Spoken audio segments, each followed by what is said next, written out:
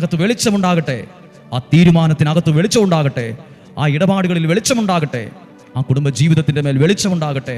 ഇന്ന് നഷ്ടപ്പെട്ടത് ആ വെളിച്ചമാണ്.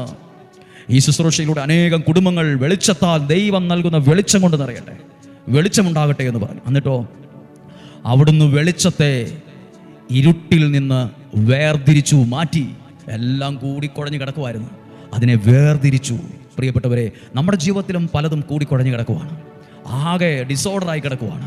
ഇതെങ്ങനെ ശരിയാക്കുമെന്നോർത്ത് തലപോകഞ്ഞ് ആലോചിച്ചുകൊണ്ടിരിക്കുക. ഈ പ്രശ്നം ഇനി ഞാൻ എങ്ങനെ പരിഹരിക്കും, ഈ പ്രതിസന്ധി ഇനി ഞാൻ എങ്ങനെ മറികടക്കും?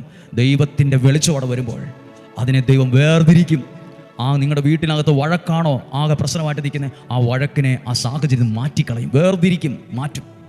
അവിടെ സ്വസ്ഥതയില്ല, പ്രശ്നമാണ്, പ്രതിസന്ധിയാണ്, കടമാണ്. ആ പ്രയാസത്തെ, നിന്റെ ജീവിതവുമായി ബന്ധപ്പെട്ട് നിൽക്കുന്ന ആ പ്രയാസത്തെ നിന്റെ ജീവിതത്തിൽ നിന്ന് വേർതിരിക്കും. അതിന് 10 വർഷമൊന്നും എടുക്കണ്ട, ദൈവത്തിന് ഒരു നിമിഷം മതി.